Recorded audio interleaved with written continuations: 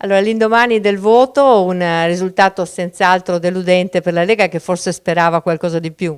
Sicuramente ci aspettavamo qualcosa di più, è però un risultato che permette alla maggioranza di avere una pattuglia veneta determinante a livello governativo. Senza i parlamentari del Veneto della Lega non c'è una maggioranza né assoluta né relativa e quindi è assolutamente fondamentale che i risultati vengano portati a casa nel più breve tempo possibile. Questo ci permetterà di avere un consenso ancora più ampio alle prossime elezioni. Qual è la fotografia della Lega di oggi in Veneto alla luce di questi risultati che contrastano per esempio con le elezioni tipo regionali? C'è una differenza?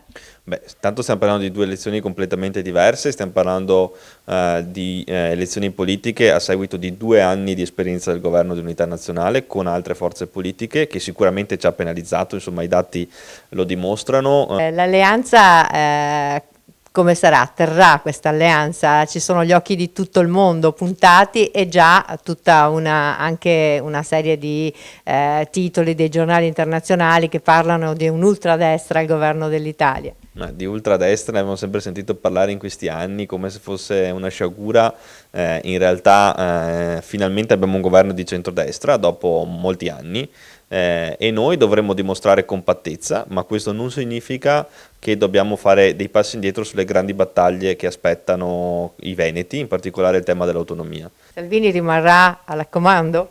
Beh, 10 anni fa per un risultato così abbiamo festeggiato e brindato, adesso abbiamo un risultato simile con un margine di guadagno del consenso molto ampio nel corso dei prossimi mesi sulla base di risultati che porteremo a casa. Oggi abbiamo l'esplorato di Fratelli d'Italia, vedremo fra un anno quale sarà il dato elettorale del Veneto. Con questi risultati si dice che non molti parlamentari verranno inseriti nelle liste di governo tra ministri e sottosegretari. Il Veneto può spendere qualche nome? State già al lavoro? Ma noi siamo al lavoro per portare a casa i risultati per i nostri cittadini, prima ci interessano i temi, l'autonomia, le bollette, la flat tax, la pace fiscale, poi viene tutto il resto.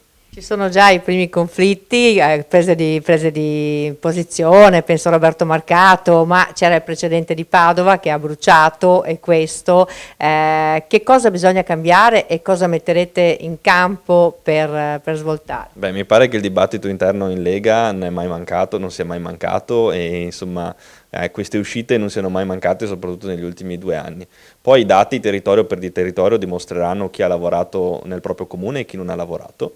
Questo però non prescinde dal fatto che è importante proseguire con la macchina congressuale, sezione per sezione, siamo al 67% dei congressi di sezione, entro qualche settimana finiremo i congressi di sezione, faremo i congressi provinciali e poi faremo anche il congresso regionale, così i militanti potranno scegliere la propria segreteria provinciale e la propria segreteria regionale.